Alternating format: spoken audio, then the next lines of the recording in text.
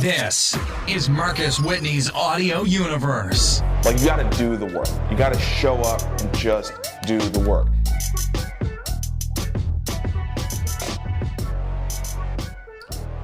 Hello. What's good? Happy Thursday, another episode of Marcus Whitney Live. Before we get kicked off, this is happening in real time, and I just want to acknowledge, thoughts and prayers with everybody that's in, Louisiana and Texas right now. We're thinking about you. Obviously, family of Jacob Blake, everybody out there who's distraught by, just another terrible thing that's happening out there. We are going to use this next half hour to try to give you something positive to think about, in this moment, and keep you uplifted in your creative power. That's why we do this. We show up every day to do that. And I couldn't think of anybody better to have on than a really, really good friend of mine who is an entrepreneur, who is a creator, who is an expert level marketer, and somebody who's done this in a very, very focused area, meaning industry, the industrial space. He is the CEO and founder of Industrial Strength Marketing, also now podcaster, speaker, community builder extraordinaire, my brother, James Soto. James, what is good, my man? Man, life is good, but it's challenging. And I really appreciate you really thinking about, making this episode about hopefully creating a silver lining, and just talking about how we have to move forward and really still create, because it's a great time to be a creator, Yeah, absolutely, man. We have to move forward, and I am in no way saying we don't pay attention to these things. We have to deal with these things.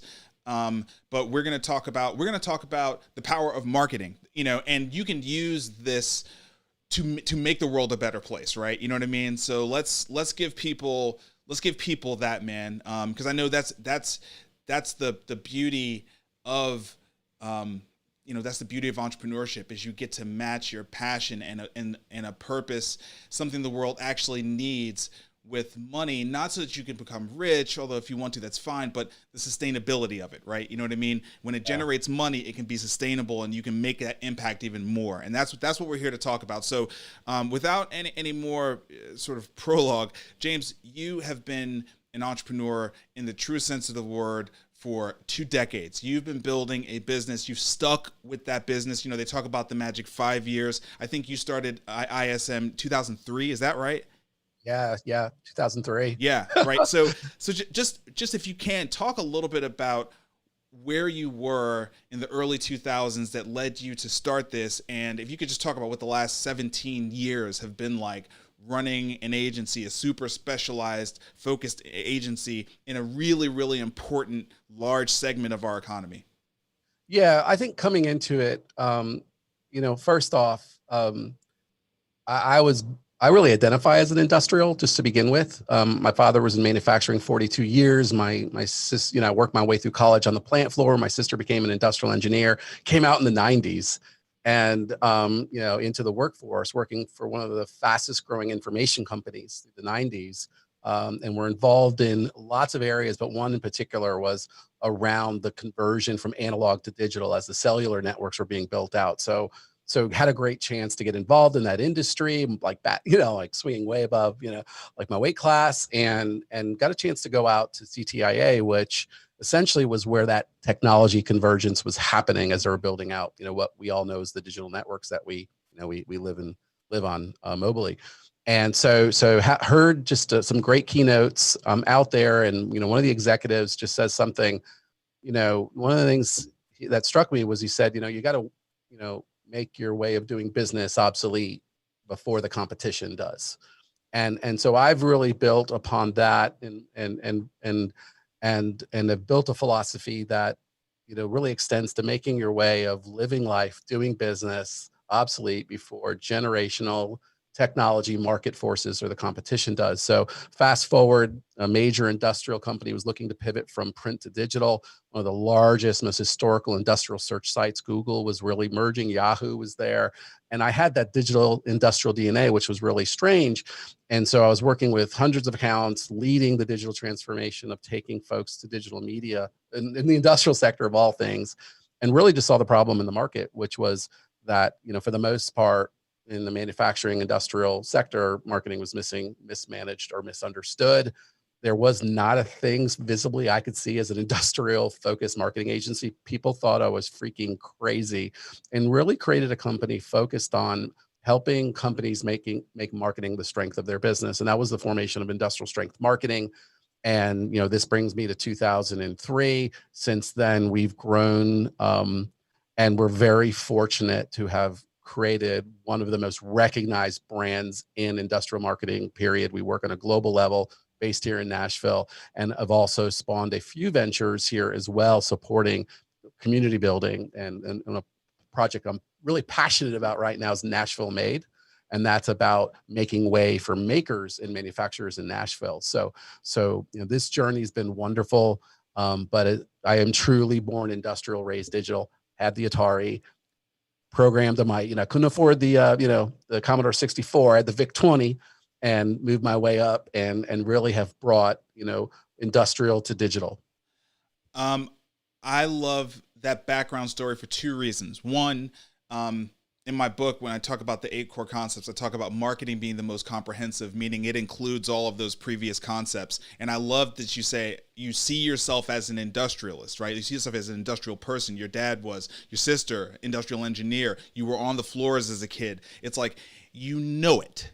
You know it. You didn't just come out and say, okay, I'm going to make some content, I'm going to make some digital banner ads. Like, you understand it from a psychological perspective because you lived it. And so when you do market it, it's clicking, it's resonating, it makes sense, it makes actual sense, right? And I just think that's so important, this idea that marketing has to be steeped in an understanding of the customer and the product and the value exchange between the two.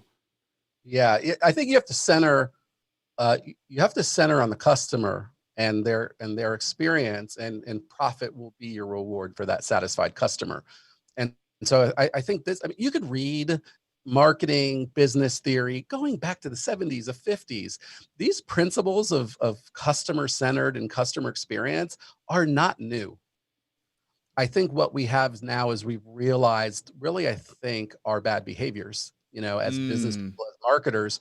And I think what you're speaking to is the power of brand. When I say we're industrial, that's the number one reason why people do business with us. James, why do you do business? Why we do business with you? Because you're industrial. And out of, tens, 40,000, whatever agencies of all shapes and sizes, I look at 6 competitively. Yeah. So the power of brand allows you to understand who you are, where you're going, how you're going to get there. And hopefully as you really work hard, you can create unassailable positioning. And I think that's what everybody should be trying to do as an individual in your audience, all the way down to a major global corporation. How do you really position yourself, your organization? But, it has to be deep. It can't just be, hey, I talked to James, and then after I spoke to everybody else in the organization, all that industrialness went away. And so that's, I think, what you're getting at, Marcus, is understanding. And, I always say, we say unapologetically industrial, because we honor and celebrate the power and potential of people in manufacturing to change the world for the better. And our mission is to better those who design, make, and move the world. And that's a metaphor for the supply chain. And we really care about people, and we turn that in terms of, brand and promise. And the true promise is really to help, our clients be better marketers and sellers of their industrial products and services. And that was the big realization for me years ago. We are not going to get to do nearly, as creators, as marketers, as much as we think we are. Every business has to be a great marketer. And our job is to help them get there. Yeah. So that's what consumes me as an entrepreneur, as a leader, is, to be, looking over my shoulder while I look ahead, and living up to my motto, my belief that I've got to make my way of living life and doing business ultimately obsolete before something else does. Tell me about the strategy behind community building for ISM. I think one of the things, one things I love about just talking to you is we get to have conversations about the future and where things are going, because we just happened to have so many similar views on how to do business, on the way to do business. You know what I mean? Like, I had started Bar Camp, you did Murmuration. We were doing these things that were not money makers. They were community building activities, right? You know what I mean? Where we were providing value, connecting people all around themes that would position us to be within earshot of all the conversations that were happening, right? You know what I mean? Can you talk about some of, because you've done some national, global community building that just further reinforces industrial, further creates that unassailable positioning. I love that word. I'm going to use that from now on. That unassailable positioning. Can you talk about where you came to understand that and how that has played out for your business? I think it's like, I think it's the stadium pitch. If you really think about community building, it is so much more efficient to find opportunities when you could speak to many, in terms of transactionally speaking one-to-one. So I'll give you murmuration. So murmuration is essentially, murmuration of starlings, of birds. It's one of those beautiful things you could observe as, it looks like a living thing. And it was a great metaphor for where we were at that time, with really people trying to reckon with the massive onslaught of innovation in social media.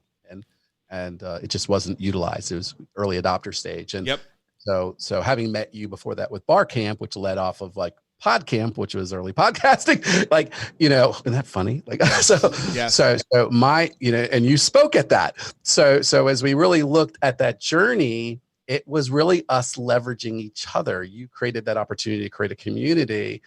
And at that time, industrial, we go by industrial now for a number of reasons. That's one of our brands under Industrial Strength Marketing, but it's our agency brand.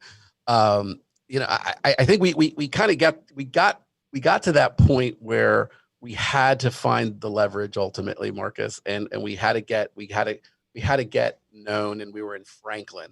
Nobody knew us. And let me tell you, in Nashville, Tennessee, if you were an agency in Franklin versus Nashville, it's a whole different ballgame. We were here operating for a number of years, and no one even knew us. So Murmuration was really our coming out party. And it was, and so we got, and I think part of the journey is being bold enough and courageous enough to ask, like, people you don't know to do something for you if you can make a great case. So we had Patrick Sawyer, the head of Gigio, which was a big part of social law. That was big. On Virgilio, and she was Salesforce, right? Exact Target. Yeah. And then we had Jeffrey Cohen with Radian 6, which was a social listening, which is part of. I scheduled that all those speakers and more in literally 5 days. Isn't that crazy? Yeah. Because I think the thing is that if you want to create a great compelling case, you've got to be willing to try to like use your creative power to imagine something. And that's this metaphor of the murmuration and bringing the community together. And Marcus, you were representing Moontos, which was like, together we know everything, and a social play on learning. And so that for me, I think is really a pattern I've repeated, and some similar tones working with Audra in the mayor's office and Pinnacle and LBMC and big players here for, Nashville Made. But essentially it's about just bringing the band together. And I'll say one last thing.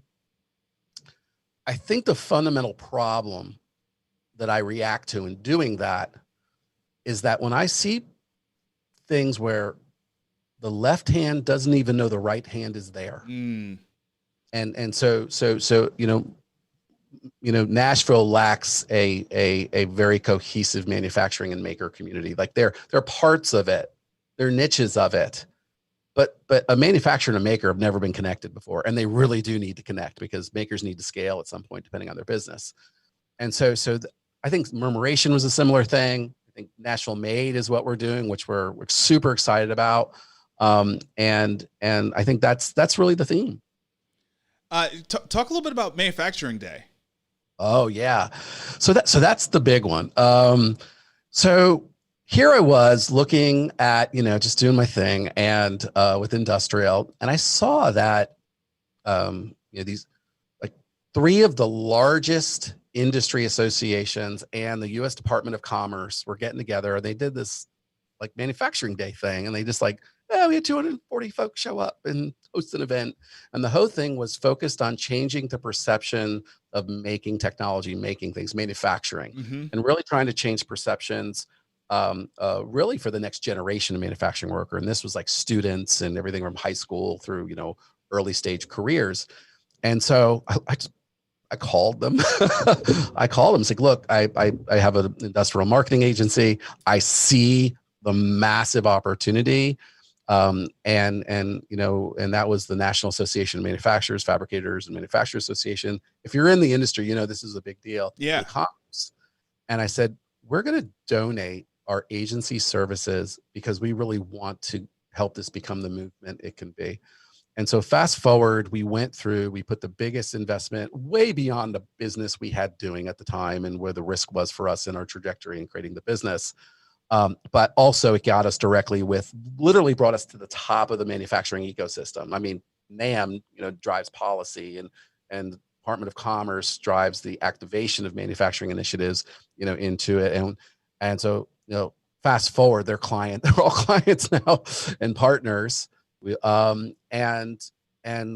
the first year we exceeded 1,000, we almost got 1,000 events. It's grown to 3,000 events, bringing in hundreds of thousands of people nationwide. It trends on Twitter, 80 million viewers. It's how it's made. And basically it's manufacturers, makers, universities, STEM, all opening their doors to America and say, hey, check out what we're doing. It is awesome to make stuff. You can go work in a cubicle, or you can, make rockets or electric cars or, heck, iPhones.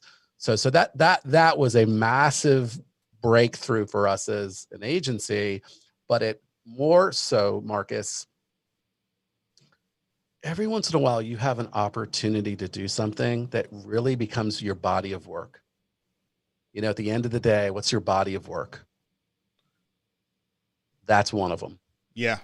And so I was in DC, all these folks, how it is when you bring it with like DC speak and all, and all these organizations. Here I'm sitting there at the board, and I'm at the NIST facility, the Institute for Standards and Technology facility. And they're all, they knew there was momentum here, and they were like, well, we want to own this part and that part. And I'm just sitting here going, look, we need to build a brand. We need to build a strategy. We need to create the community component. This is a younger demographic. We need to create a communications foundation. We built a strategy. We had to orchestrate these organizations and teach them how to work well together. Yeah. Wow. That's big work. So we were literally Oz behind the curtain, putting all the pieces together, and really taught us that, we have the ability to move mountains. And at that meeting, I said, this needs to be a holiday. This needs to be a national day recognized by the president. And that should be our goal. And we set that goal that day. And President Obama, our second year in, declared it a national day. And my team, I had a guy on my team, Jake Jurley, he's amazing. And he was like literally the brunt. He held like 52 meetings that year, just bringing them all together. It was really tough because no one saw the vision at that time. They're like, why are you asking to do this? We have billable work. There was a lot of tension. I was taking a lot of heat for it. Yeah. And I sent Jake out to the event with Obama. I didn't go. I sent him because he did the work. And later that year, Secretary Pritzker sent us a letter of accommodation. And now it's a movement. It's actually considered a holiday that happens the first Friday of every October. So I wanna ask you. You said the words that I was going to use in my question, which is every once in a while you have an opportunity, right? And then you said to do something that becomes part of your body of work, and this was one of those things. what is remarkable about those things from my experience, and you alluded to this twice now, is that you're often not ready for them when they show up, and they Almost always. right, and they force you to risk what you have, right? Yeah, about to do it again too. Right? I mean, it sounds to me like you put the agency at risk.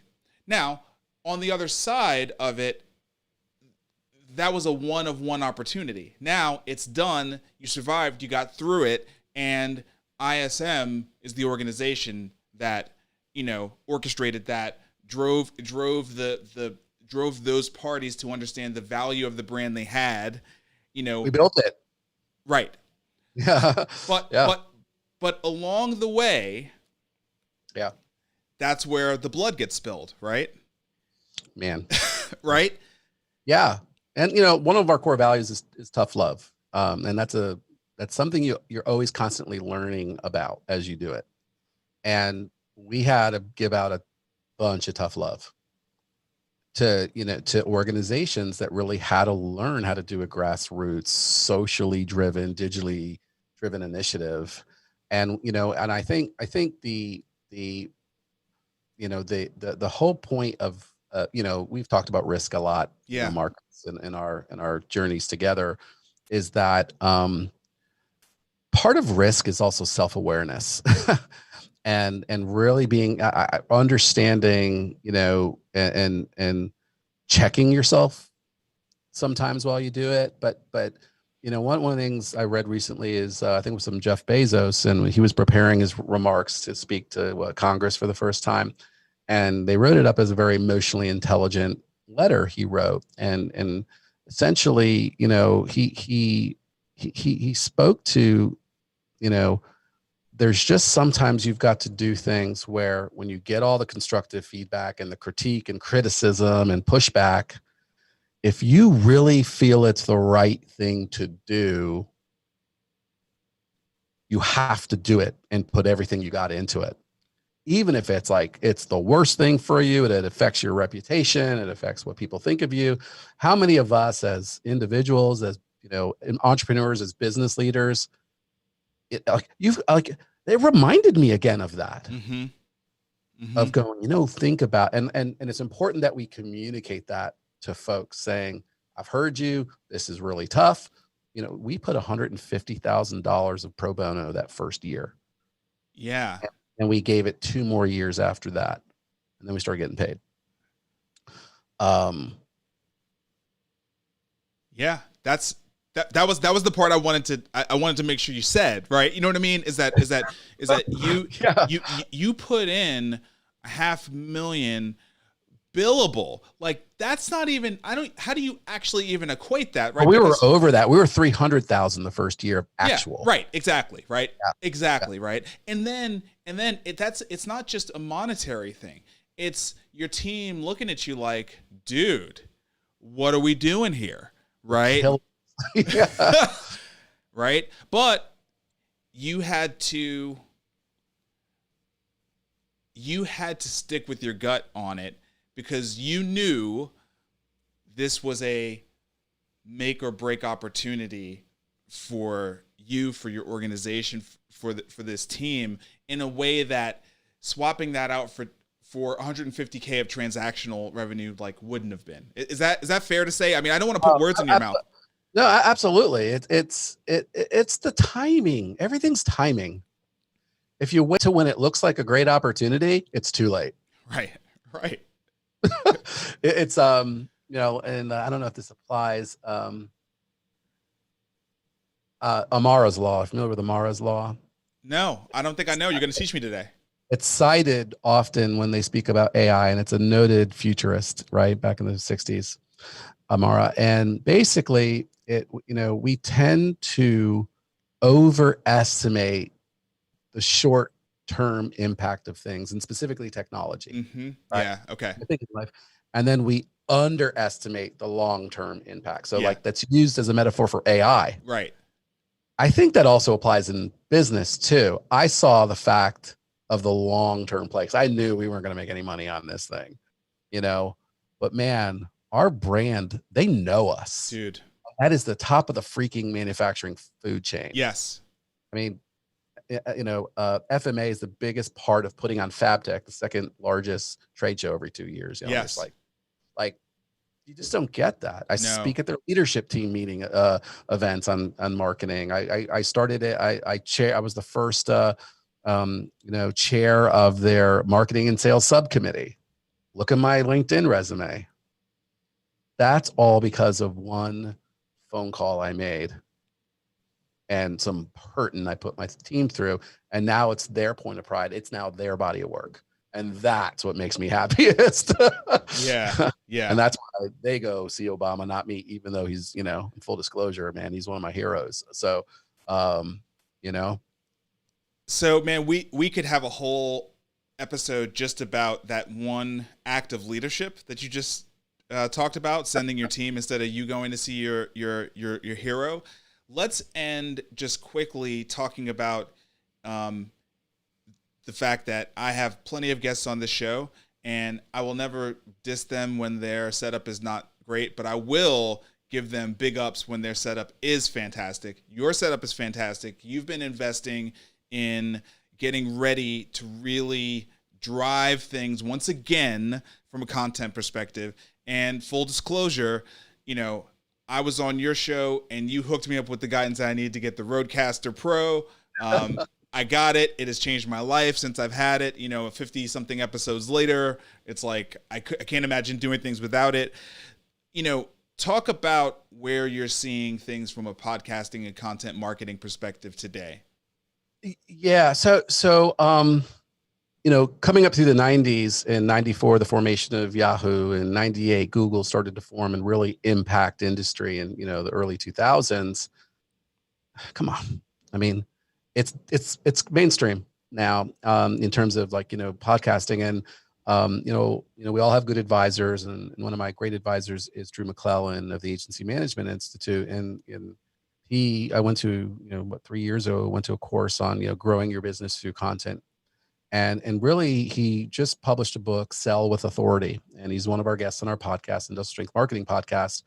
And in the book, he says, we've entered the age of authority. And if you look at, the Edelman study, Edelman's a great, agency, market research, and they published this trust barometer. And so as we look at the fact that as marketers, as communicators, as people want to create a social channel, TikTok, we obviously have a deluge of content, but people don't realize we have an abundance of great content. And we're getting to the stage where we have to help folks. We have to be in the sense-making business. And what Edelman says in their study is they basically say that when we're really looking to sell things, market things, get people's attention, isn't it funny how we would, people trust influencers more than brands for recommendations? That's why it's such a big part of what we do now in creating influencer and, channel partner strategies for our clients and ourselves. And that trust barometer said people trust folks like me, folks like themselves. Second, only to those who are industry, or company experts. Enter the age of authority. And so one of the most important things, entrepreneurs and aspiring leaders and creatives can do is, as you really understand the thing that you're passionate about, it's just own that passion. That's why I think when you listen to folks like Gary Vee and what are you into? Bubblegum, be crush it on bubblegum, And so for me, it's,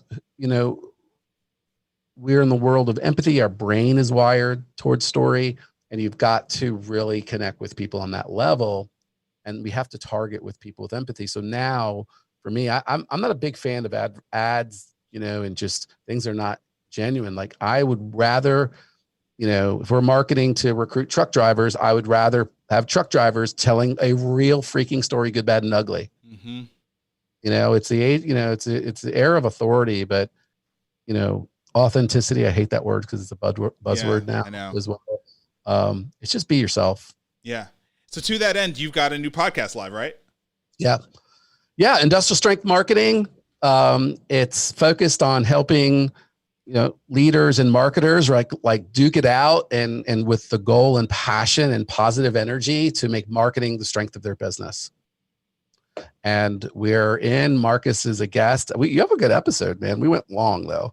I know that's my fault.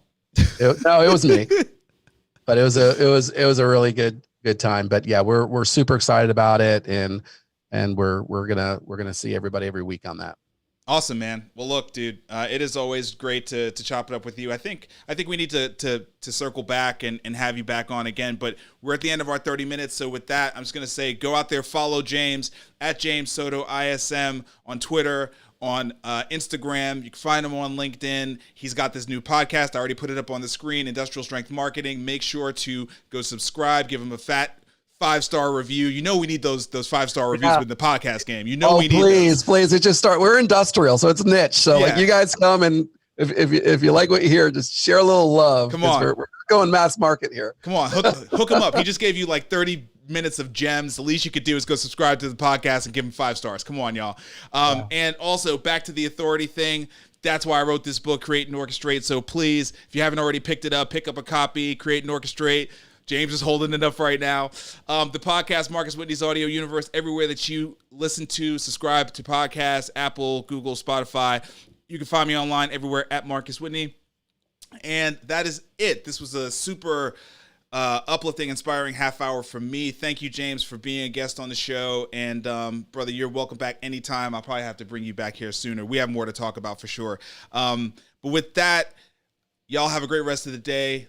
And until next time, let's build a new normal, y'all. Peace. Thank you for tuning in to Marcus Whitney's Audio Universe.